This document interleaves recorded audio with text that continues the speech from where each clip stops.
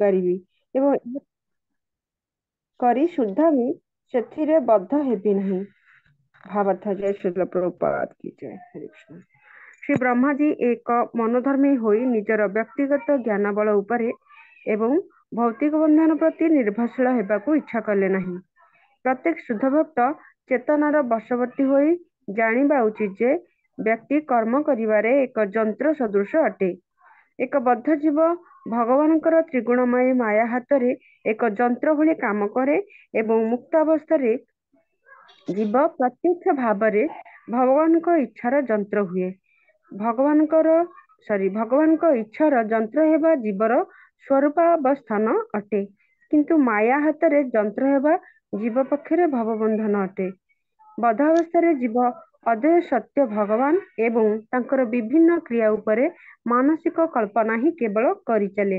କିନ୍ତୁ ମୁକ୍ତାବସ୍ଥାରେ ସେ ପ୍ରତ୍ୟେକ ଭାବରେ ଭଗବାନଙ୍କ ଠାରୁ ଜ୍ଞାନ ପ୍ରାପ୍ତ ହୁଏ ଏବଂ ଏ ପ୍ରକାର ଏକ ମୁକ୍ତ ଜୀବ ମାନସିକ କଳ୍ପନାର ବଶବର୍ତ୍ତୀ ନ ହୋଇ ନିର୍ଦ୍ଦେଶ ଭାବେ କ୍ରିୟା କରେ। ଶ୍ରୀମଦ୍ ଭାଗବତ ଗୀତା 10ମ ଅଧ୍ୟାୟ 10-11 ରେ ଖୁବ୍ ଜୋର ଦେଇ କୁହାଯାଇଛି ଯେ ଯେଉଁ ଶୁଦ୍ଧ ଭକ୍ତଗଣ ବରାବର ଭଗବାନଙ୍କର ଦିବ୍ୟ ପ୍ରେମମୟୀ ସେବାରେ ନିଯୁକ୍ତ ଥାଆନ୍ତି ସେମାନେ ସିଧାସଳଖ ଭଗବାନ ଠାରୁ ନିର୍ଦ୍ଦେଶ ପାଆନ୍ତି, ଯାହା ଫଳରେ ସେମାନେ ଭଗବତ ଧାମ ଯାତ୍ରାରେ ଅଗ୍ରଗତି କରିଚାଲନ୍ତି। ତେଣୁ ଶୁଦ୍ଧ ଭକ୍ତଗଣ ସେମାନଙ୍କର ଅଗ୍ରଗତି ବା ସମୃଦ୍ଧି ସମ୍ବନ୍ଧରେ ଆଦୌ ଗର୍ବ ପ୍ରକାଶ କରନ୍ତି ନାହିଁ, କିନ୍ତୁ ମନୋଧର୍ମୀ ଅଭକ୍ତଗଣ ମାୟାଗ୍ରସ୍ତ ହୋଇ ଅବିଦ୍ୟା ଅନ୍ଧକାରରେ ରହିଥାନ୍ତି ଏବଂ ସେମାନଙ୍କର ମନୋଧର୍ମ ପ୍ରସୂତ ଭ୍ରାନ୍ତ ଜ୍ଞାନ ଉପରେ ନିର୍ଭର କରି ବଡ଼ ଗର୍ବ ପ୍ରକାଶ କରନ୍ତି। ସେମାନଙ୍କର କୌଣସି ନିର୍ଦ୍ଦିଷ୍ଟ ପଥ ନଥାଏ। ଯଦିଓ ଶ୍ରୀ ବ୍ରହ୍ମାଜୀ ବ୍ରହ୍ମାଣ୍ଡରେ ସର୍ବୋଚ୍ଚ ପଦବୀରେ ଅଧିଷ୍ଠିତ ହୋଇଥିଲେ, ତଥାପି ସେ ଗର୍ବ ପ୍ରକାଶ କରୁନଥିଲେ। ସେ ଗର୍ତ୍ତରେ ପତନରୁ ରକ୍ଷା ପାଇବା ନିମିତ୍ତ ଇଚ୍ଛା କଲେ। ହରେ କୃଷ୍ଣ ପ୍ରଭୁଜୀ।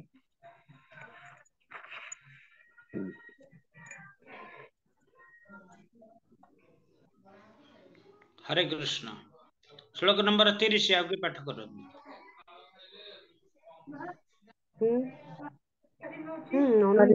प्रणाम।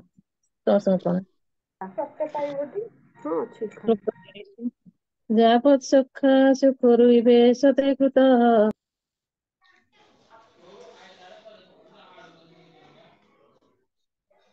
ଭୋଜନମ୍ ଅବିକ୍ଳବସ୍ତେ ପରିକର୍ମଣି ସ୍ଥିतो ମାମେ ସମୁନ୍ନତ ମଦୋ ଅଜା ମନିନଃ।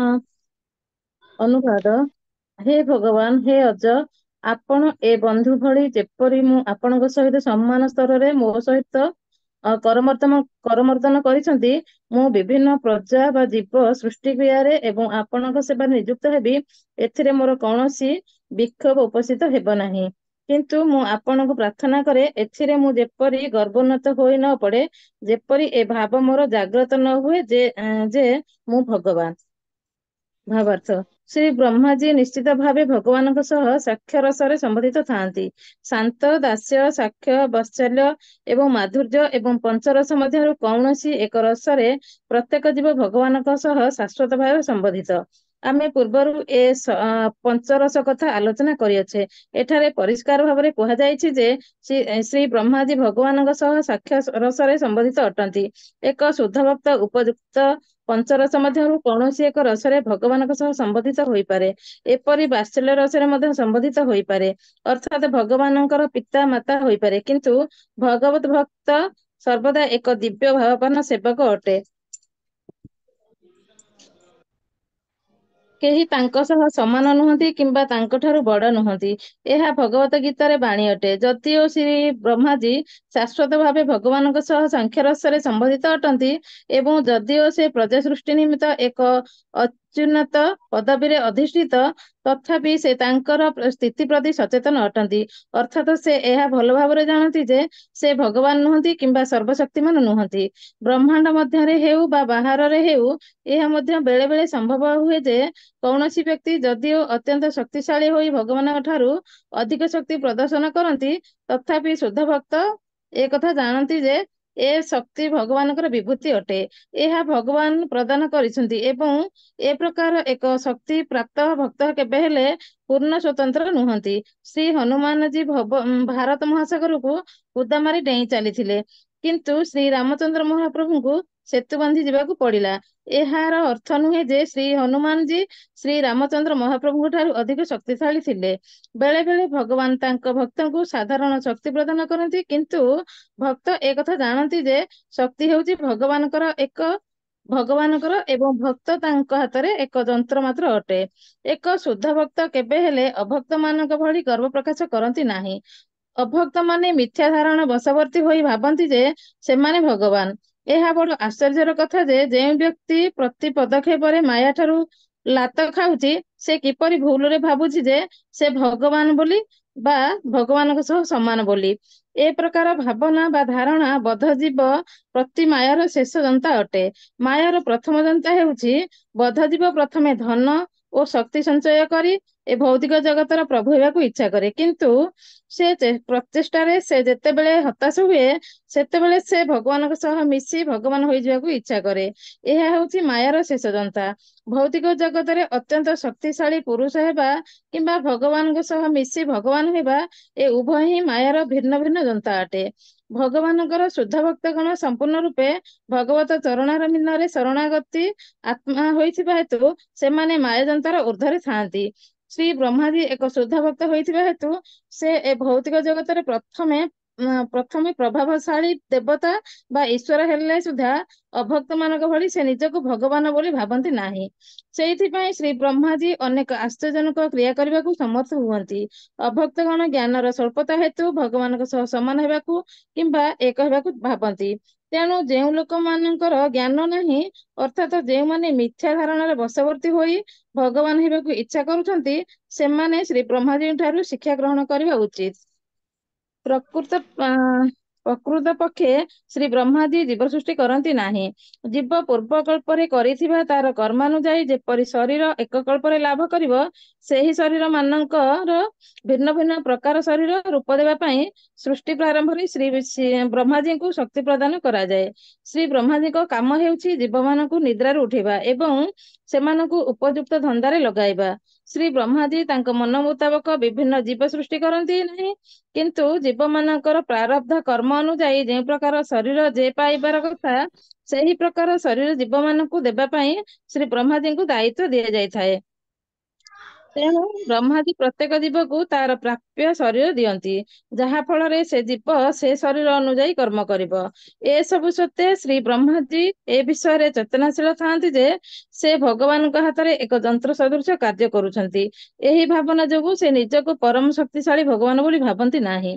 ଭଗବତ ଭକ୍ତ ଭଗବାନଙ୍କର ଇଚ୍ଛା ଅନୁଯାୟୀ ନିର୍ଦ୍ଦିଷ୍ଟ କର୍ମରେ ନିଯୁକ୍ତ ହୋଇଥାନ୍ତି ଏବଂ ତାହା ଭଗବତ ନିର୍ଦ୍ଦିଷ୍ଟ ହୋଇଥିବା ହେତୁ ବିନା ବାଧାରେ ସଫଳତା ସହକାରେ ସବୁ କର୍ମ ଭକ୍ତଗଣ ଚାଲନ୍ତି। ସାଫଲ୍ୟ କର୍ତ୍ତାର ପ୍ରାପ୍ୟ ନୁହେଁ ଭଗବାନଙ୍କର, କିନ୍ତୁ ଯେଉଁମାନେ ମୂର୍ଖ ବା ସ୍ୱଳ୍ପ ଜ୍ଞାନ ବିଶିଷ୍ଟ, ସେମାନେ ସାଫଲ୍ୟକୁ ନିଜର ପ୍ରାପ୍ୟ ବୋଲି ଭାବନ୍ତି। ସେ ସାଫଲ୍ୟ ସେମାନେ ଭଗବାନଙ୍କୁ ଦିଅନ୍ତି ନାହିଁ। ଏହା ହେଉଛି ଅଭକ୍ତ ମାନଙ୍କର ଲକ୍ଷଣ। ହରେ କୃଷ୍ଣ। हरे कृष्ण। तेबे ब्रह्माजी को बर दौरान किए से भगवान ब्रह्माजी मागुंट। अच्छा, से कौन कहले जे प्रत्येक परिस्थिति रे मुझे भली आपण को भूली न जाए, मु आपणकर नित्य दास विश्वास मोर रही। तेणु ये प्रपात कहते जे वास्तविक समस्ते एक किए मायार क्रीड़ा कंडई भली, किए भगवान क्रीड़ा कंडई भली। जे माया द्वारा परिचालित से माया द्वारा नचुची, जमी कुंडई नाचुची। कुंडई नाच देखिथिबे, कुंडई नाच रे कौन हुए, से मन मन हाथ हला हली करके सब होतो, किंतु नेपथ्य किए गोटे थिबो तांकर सूता सब सेमती हला हली करथिबो। तबे एटी कह जायछि जे मायार जो माया आगरे माया द्वारा जंत्र भली चालित हेबा अपेक्षा भगवान को शक्ति रे भगवान को सेवा रे जंत्र भली कार्य करबा सबुठ श्रेयस्कर। तेणु माया हाथ में जंता हेबा एक जीव पक्षे बंधन, किंतु भगवान को हाथ में जंत्र भली हेबा मुक्तावस्थार प्रतीक। तेणु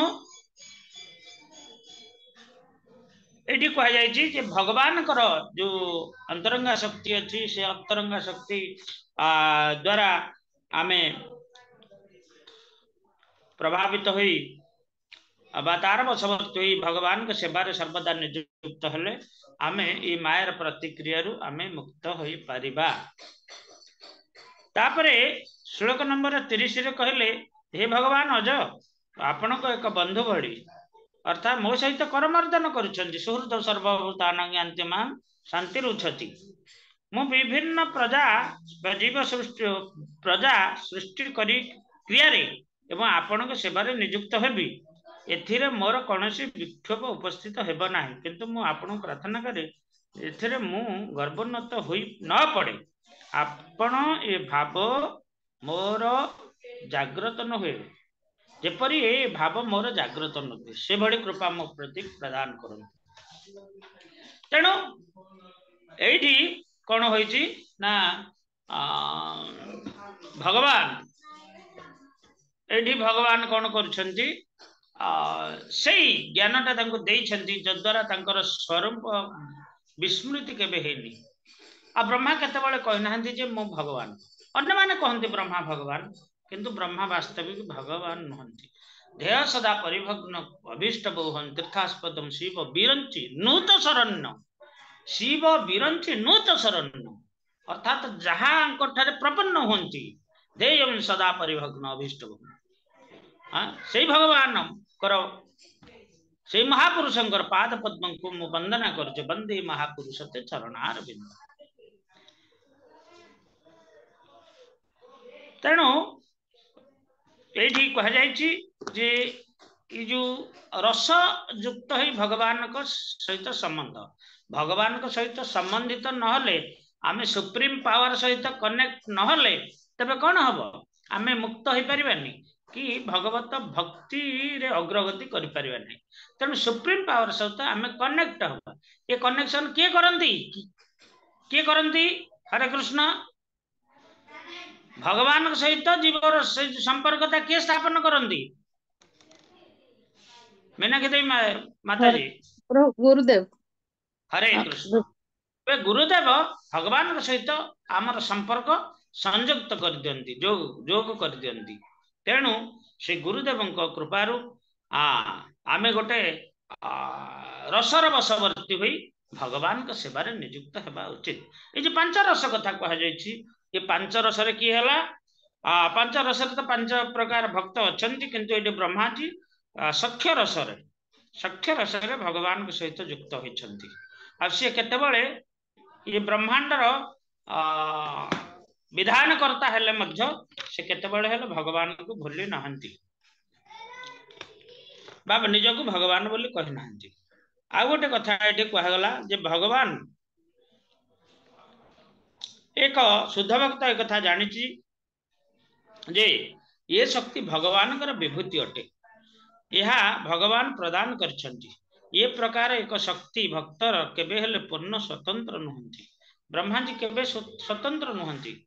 तेणु जन्मादस्य जत इतरस्थेषु अभिज्ञ स्वराट तेने ब्रह्मा जो आदि कवये मुहंती जत तेने तेने अर्थात प्रदान कले ब्रह्मा जो आदि कवये जो ज्ञान ब्रह्मा प्रदान करछंती, किंतु ब्रह्मा मोहमान हो नाहंती, देवता मान मोहमान हो जाउछंती।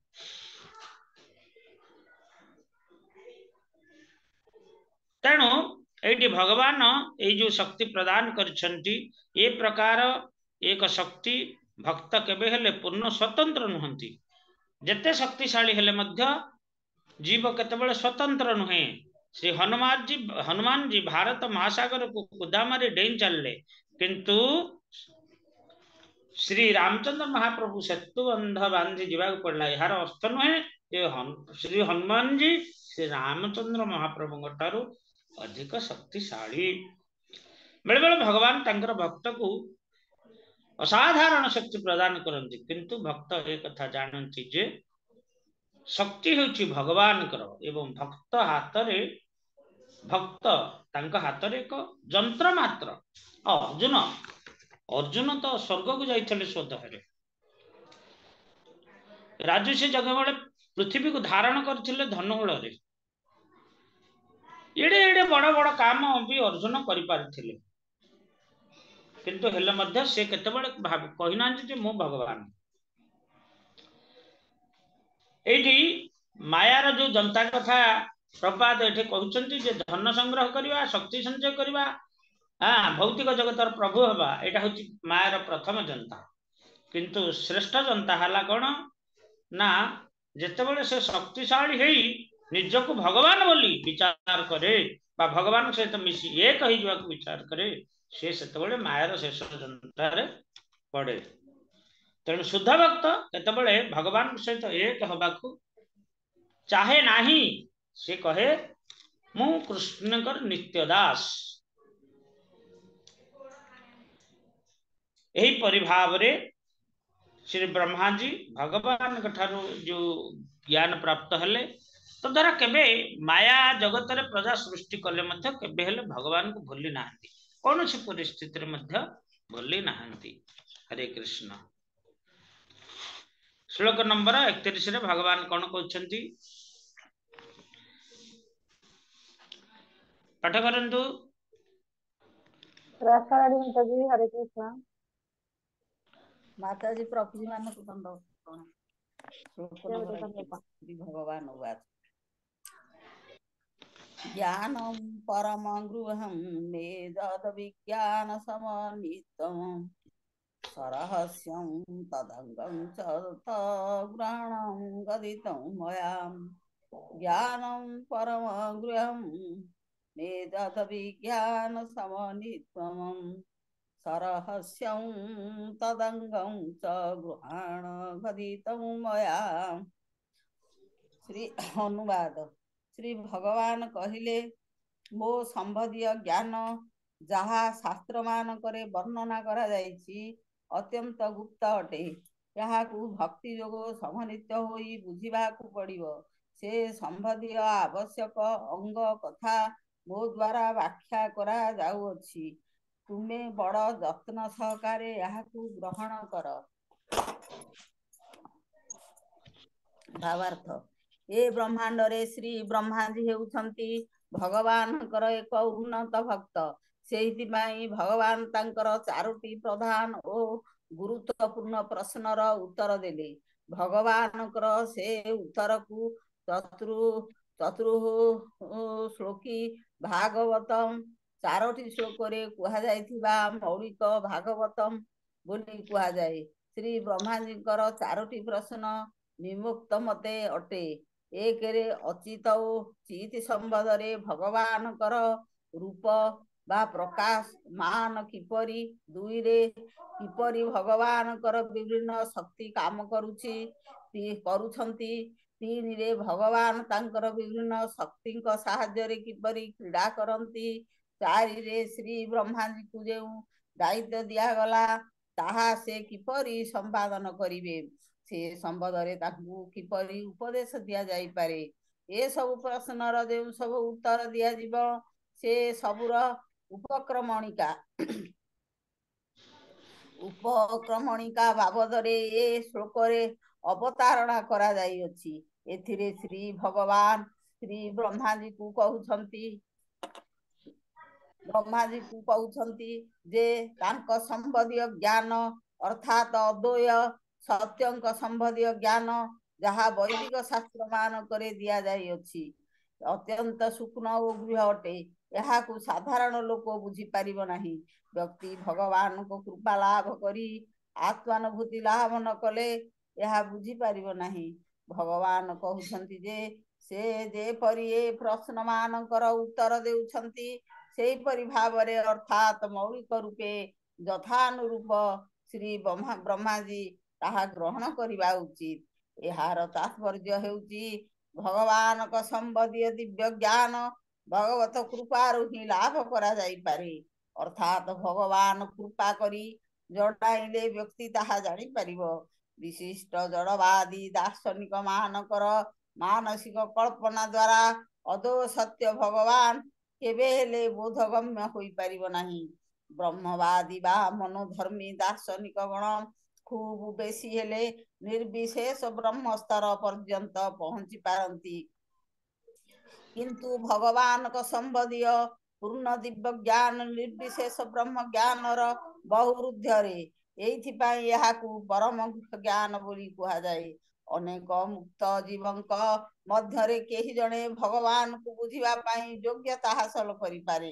ଶ୍ରୀମଦ୍ ଭାଗବତ ଗୀତାରେ ଭଗବାନ କହିଛନ୍ତି ଯେ ହଜାର ହଜାର ମଣିଷ ମଧ୍ୟରେ କେହି ଜଣେ ଜୀବନରେ ସିଦ୍ଧି ଲାଭ କରିବାକୁ ଚେଷ୍ଟା କରେ ଏବଂ ଶହ ଶହ ସିଦ୍ଧଙ୍କ ମଧ୍ୟରେ କେହି ଜଣେ ତାଙ୍କୁ ଭଗବାନଙ୍କୁ ତତ୍ତ୍ୱତଃ ଜାଣିପାରେ। ତେଣୁ କେବଳ ଭକ୍ତି ବଳରେ ହିଁ ଭଗବାନଙ୍କୁ ଜାଣି ହୁଏ। ଏଠାରେ ରହସ୍ୟ ଶବ୍ଦର ତାତ୍ପର୍ଯ୍ୟ ହେଉଛି ଭକ୍ତି। ଭଗବାନ ଶ୍ରୀକୃଷ୍ଣ ଅର୍ଜୁନକୁ ଭଗବତ ଗୀତାର ଶିକ୍ଷା ଦେଲେ, କାରଣ ସେ ଦେଖିଲେ ଯେ ଅର୍ଜୁନ ହେଉଛନ୍ତି ତାଙ୍କର ଜଣେ ଭକ୍ତ ଓ ବନ୍ଧୁ। ଏ ଯୋଗ୍ୟତା ନଥିଲେ କେହି ଭଗବତ ଗୀତାର ରହସ୍ୟ ଉପଲବ୍ଧି କରିପାରିବ ନାହିଁ। ତେଣୁ ଭକ୍ତ ନହେଲେ ଓ ଭଗବାନଙ୍କର ସେବାରେ ନିଯୁକ୍ତ ନହେଲେ କେହି ଭଗବାନଙ୍କୁ ବୁଝିପାରିବେ ନାହିଁ।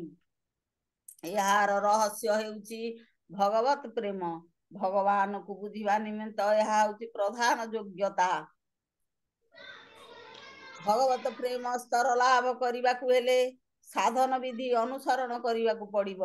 ଏହାକୁ ବୈଧି ଭକ୍ତି ବୋଲି କୁହାଯାଏ ଏବଂ ନବାଗତ ଶିଷ୍ୟ ତାର ଇନ୍ଦ୍ରିୟ ମାନଙ୍କ ସାହାଯ୍ୟରେ ଏସବୁ ଅଭ୍ୟାସ କରିବ। ଏସବୁ ଆଚରଣୀୟ ବିଧି ବିଧାନ ଭଗବାନଙ୍କ କଥା ଶ୍ରବଣ କୀର୍ତ୍ତନ ଉପରେ ପ୍ରଧାନତଃ ଆଧାରିତ ଏବଂ ଏ ପ୍ରକାର ଶ୍ରବଣ କୀର୍ତ୍ତନ କେବଳ ଭକ୍ତ ସଙ୍ଗରେ ହିଁ ସମ୍ଭବପର ହୋଇପାରେ। ଶ୍ରୀ ଚୈତନ୍ୟ ମହାପ୍ରଭୁ ସେଇଥିପାଇଁ 5ଟି ମୁଖ୍ୟ ଅଙ୍ଗର କଥା କହିଛନ୍ତି।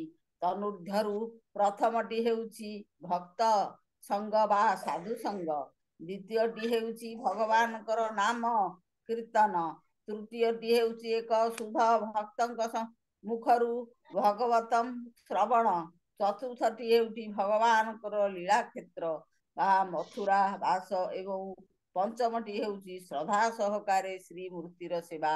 ଏହିସବୁ ବିଧିବିଧାନ ଅନୁସରଣ ଭକ୍ତିର ଅଙ୍ଗ ବିଶେଷ ଅଟେ। ତେଣୁ ଶ୍ରୀ ବ୍ରହ୍ମାଜୀଙ୍କର ଅନୁରୋଧ ଅନୁଯାୟୀ ବର୍ତ୍ତମାନ ଶ୍ରୀ ଭଗବାନ ବ୍ରହ୍ମାଙ୍କ ଦ୍ୱାରା ପଚରା ଯାଇଥିବା 4ଟି ପ୍ରଶ୍ନ ଓ ସେ ପ୍ରଶ୍ନମାନଙ୍କ ସମ୍ବନ୍ଧୀୟ ଅନ୍ୟ କଥା ବା ପ୍ରଶ୍ନର ଉତ୍ତର ଦେବେ। ହରେ କୃଷ୍ଣ। ହରେ କୃଷ୍ଣ। তবে ভগবান এইଠି 31 নম্বର ଶ୍ଲୋକରେ କହିଲେ ଯେ ଏତ ବ୍ରହ୍ମା କହୁଛନ୍ତି ପ୍ରଭୁ ମତେ ଯୋଉ ଅବସ୍ଥାରେ ରଖ ପଛେ ମୁଁ ଯେମିତି ଆପଣଙ୍କୁ ଭୁଲି ନ ଯାଏ। ତେଣୁ ତାଙ୍କୁ ସୃଷ୍ଟି କାର୍ଯ୍ୟରେ ରଖିଲେ ମଧ୍ୟ ସେ ଭଗବାନଙ୍କୁ କେବେ ହେଲେ ଭୁଲି ନାହାନ୍ତି ବା ନିଜକୁ ଭଗବାନ ବା ଶ୍ରେଷ୍ଠ ବୋଲି କେବେ ମନେ କରିନାହାନ୍ତି। ଶ୍ରୀ ଭଗବାନ ବାଚ ଜ୍ଞାନ ପରମ ଗୁହ୍ୟମ ଯଦ ବିଜ୍ଞାନ ସମନ୍ୱିତଂ ସରହସ୍ୟ ତଦଙ୍ଗଞ୍ଚ ଗୃହାଣ ରଗଦିତମ୍ ମୟା। ଭଗବାନ କହିଲେ ଯେ ମୋ ସମ୍ବନ୍ଧୀୟ ଜ୍ଞାନ ଅତ୍ୟନ୍ତ ଗୁପ୍ତ ଅଟେ, ଏହାକୁ ଭକ୍ତି ଯୋଗ ସମନ୍ୱିତ ହୋଇ ଏହି ବୁଝିବାକୁ ପଡ଼ିବ। ସେ ସମ୍ବନ୍ଧୀୟ ଆବଶ୍ୟକ ଅଙ୍ଗ କଥା ମୋ ଦ୍ୱାରା ବ୍ୟାଖ୍ୟା କରାଯାଇଛି। ତୁମେ ବଡ଼ ଯତ୍ନ ସହକାରେ ଏହାକୁ ଗ୍ରହଣ କର। ତେଣୁ ଶ୍ରବଣ ଅତନ ବିଷ୍ଣୁ ସ୍ମରଣ ପାଦ ସେବନ, ଏସବୁ ଯୋଉ ନବବିଧା ଭକ୍ତି, ଏ ନବବିଧା ଭକ୍ତି ପ୍ରହ୍ଲାଦ ମହାରାଜ ବି କହିଛନ୍ତି। ଏବଂ ଏଠି କୁହାଯାଇଛି ଯେ ଭଗବାନ ଯେତେବେଳେ ବ୍ରହ୍ମାଜୀ ଭଗବାନଙ୍କ ଠାରୁ ଆମେ ଜ୍ଞାନ ପ୍ରାପ୍ତ ହେଲେ ସେତେବେଳେ କେମିତି ନା 4ଟି ଶ୍ଲୋକରେ ସେ ଜ୍ଞାନ ପ୍ରାପ୍ତ ହେଇଥିଲେ। ସେ 4ଟି ଜ୍ଞାନ କଥା ଏଠି ଆଲୋଚନା କରାଗଲା। ଚିତ୍ ଅଚିତ୍ ସମ୍ବନ୍ଧରେ ଭଗବାନଙ୍କର ରୂପ ଓ ମାନ, କିପରି ଭଗବାନଙ୍କର ବିଭିନ୍ନ ଶକ୍ତି କାମ କରୁଛି, ଇଏ ହଉଛି ଦ୍ୱିତୀୟ। ତୃତୀୟ ହଉଛି ଭଗବାନ ତାଙ୍କର ବିଭିନ୍ନ ଶକ୍ତି ସାହାଯ୍ୟରେ କିପରି କ୍ରୀଡ଼ା କରୁଛନ୍ତି। हाँ संभवामी आत्ममाया अर्थात निजर शक्ति साहाଯ୍य किभଳି क्रीड़ा करछंती जो श्री ब्रह्मा जी को जो दायित्व दिया गला ताहा से किपरि संपादन करिवे से संबंध रे तांको किपरि उपदेश दिया जाई पारे ये सब जो उत्तर दिया जीवो से सब उपक्रमणिका भाव रे ए श्लोक रे अवतारण करा जाईछि एथिरे भगवान ब्रह्मा जी कहउछन जे संबंधी ज्ञान तांको संबंधी ज्ञान आदेश संबंधी ज्ञान जहाँ वैदिक शास्त्र मान दिया जाए अत्यंत सूक्ष्म और परम गुह्य अटे हाँ यहाँ को साधारण लोक बुझी पारबनी वास्तविक वेद उपनिषद भगवान जो कथा वर्णना करा जायछि से कथा साधारण लोक बुझी पारती नाही तेणु उपयुक्त भक्त हेले से भगवान करो ये जिनस गुड़ा को बुझी पारिबो तेणु विशिष्ट जड़वादी दार्शनिक मानसिक कल्पना द्वारा अद्वय सत्य भगवान केबे हेले बोधगम्य होई परिबे नाही ब्रह्मावादी मनोधर्मी दार्शनिक गण खूब बेसी हेले निर्विशेष ब्रह्म पर्यंत जाइक पहुंची पारती किंतु भगवान के संबंधी पूर्ण विज्ञान निर्विशेष ब्रह्म ज्ञान र बहुत ऊर्ध्वरे एइति पाई यहा को परम गुह्य ज्ञान बोली कहगला अनेक भक्त जीव मध्य कई जने भगवान बुझीबार योग्यता हासिल करे श्रीमद भागवत गीता से कहते जे हजार हजार मनुष्य मध्य जे कही जने जीवन रे सिद्धि लाभ करिया को इच्छा करे तो सह सह सिद्धंग मध्य कई जने तांको तत्व रे जानी पारे बहुनाम जन्मनान्ते ज्ञानवान मा प्रपद्ये वासुदेव सर्वमिति समहात्मा सुदुर्लभ ये भली दुर्लभ स्थिति से प्राप्त होती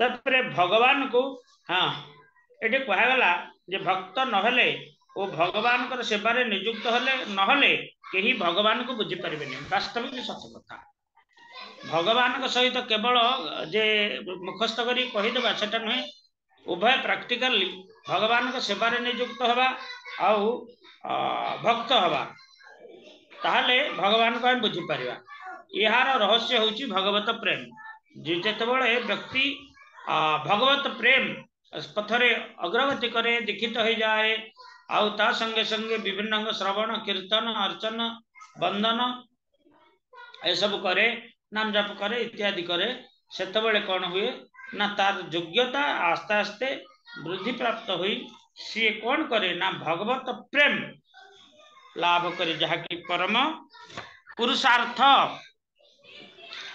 पंचम पुरुषार्थ आ परम पुरुषार्थ से हेले भगवत प्रेम बा कृष्ण को भल पाइबा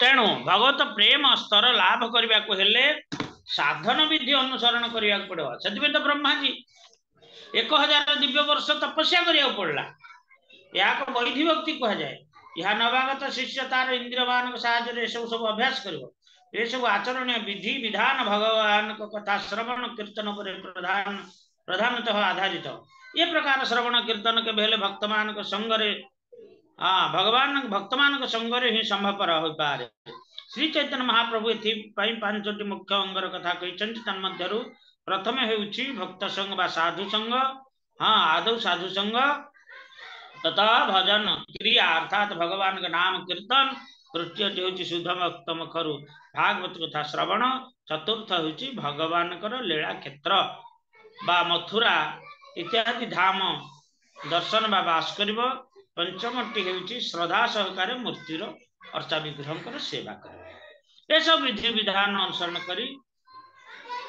ये सब विधि विधान अनुसरण भक्तिर अंग विशेष अटे तेणु ब्रह्मा जी अनुरोध अनुजाई वर्तमान भगवान ब्रह्मा द्वारा पचरा जाइथिबा 4टी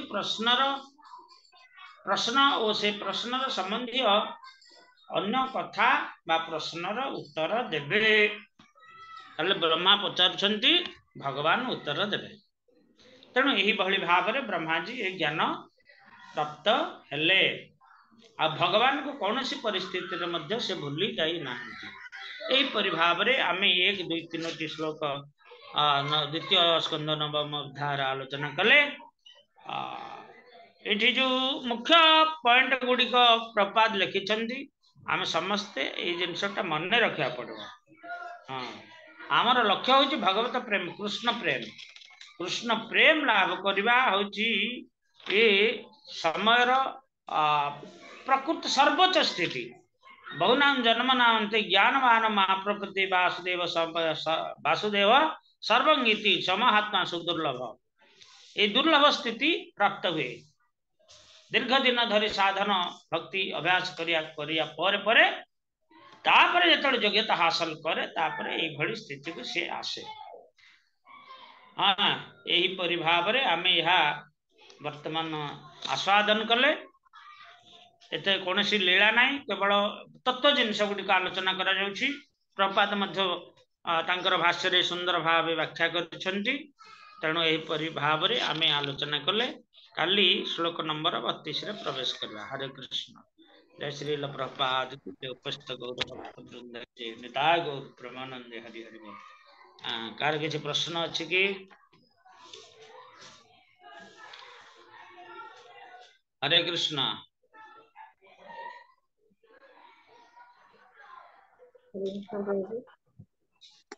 अच्छा कल्पतरुभ्यश्च कृपा सिन्धुभ्येव च पतितानां पावनेभ्यो कृष्ण।